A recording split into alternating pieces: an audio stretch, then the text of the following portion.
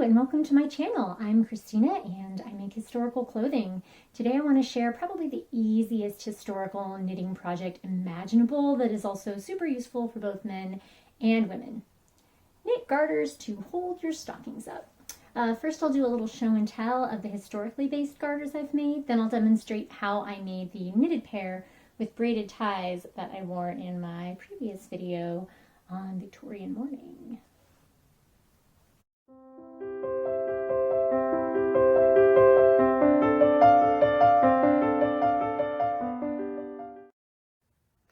Let's start with a peek at my own garter collection, many of which are based on original examples and instructions.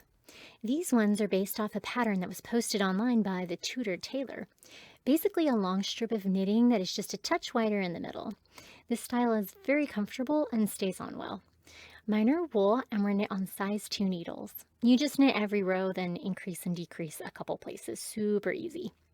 By knitting every row, it creates an elastic stitch that our ancestors found very useful in making garters, which is probably why it's called Garter Stitch. On the other end of the spectrum, I used velvet ribbons as garters with my Elizabethan noble ensemble, and those seem to work fairly well, but ribbons aren't as springy as knitting. These two sets of silk ribbon garters are based on originals from the 18th century. The first pair is printed silk sewn onto pink ribbons and is supposed to look like the original painted silk ones. And these ones are embroidered silk. Ooh, they are so pretty. I basically printed them on printable silk, then embroidered over the printing in chain stitch, which was surprisingly easy. Moving forward to the Victorian era, the Workwoman's Guide from 1838 says garters can be made by knitting a long strip, possibly with a hole in one end. Seems simple enough, though I've yet to experiment with how secure just pulling one end through a hole would be. Speaking of, these garters I've yet to try are made from an 1862 pattern in Godey's Lady's Book. They are made from white silk yarn. I altered the pattern slightly to accommodate my yarn and needle size. They used some teeny tiny needles and yarn back in the day. I did a simple braid to make the cord, and there are cute little tassels on one end. Of course, you can use a strip of leather or fabric for your garters, but in my opinion, the most comfortable and useful garters are ones that stretch and have an elastic quality about them. Modern socks and stockings have elastic integrated into their construction. Ladies' thigh-high hose even have a band of elastic at the top that keeps them up. But before people had elastic, we needed garters. I made all these different kinds of garters, but none of them have been exactly what I need. Did I mention I do reenacting in all kinds of weather and dancing costumes, so I really need help holding up my stockings. That brings us to the style I'm going to demonstrate making today. I really love having the body of the garter be a wider strip of knitting that wraps around the leg twice, but it feels weird having the ties be a stretchy, kind of bulky knitted strip. So I decided to elaborate on the braid and tassel theme by having the braids be the ties. And of course the tassels are my favorite, so we'll have to keep those. I used wool yarn, but cotton, linen, or silk would work too.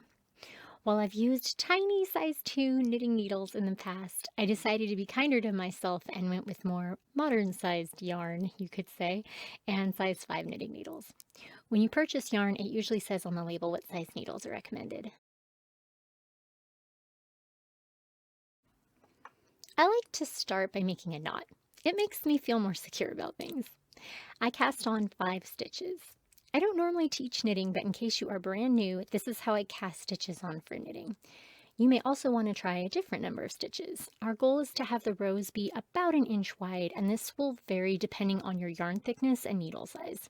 I knit a swatch several times with this yarn and needle size before deciding that 5 gave me the ideal width. Now, once we've cast on, we are going to knit those 5 stitches, and every stitch from here until the very end, when we cast off, will be exactly the same. So, I don't normally teach knitting, but here is how I knit.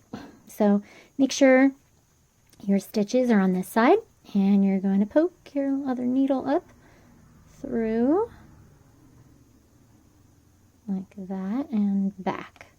Okay, so you see that? All right, and then this thread is coming off the back. I'm going to wrap it around the front, right in between them. And then basically you're going to use this one to pull that stitch through. Okay, see that stitch? That's the stitch we want, and we don't need this anymore, so off it goes. Do exactly the same thing again. And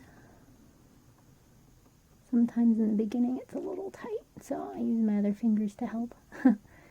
Just like that, through and off. So basically just keep doing this until all 5 of these stitches are knit.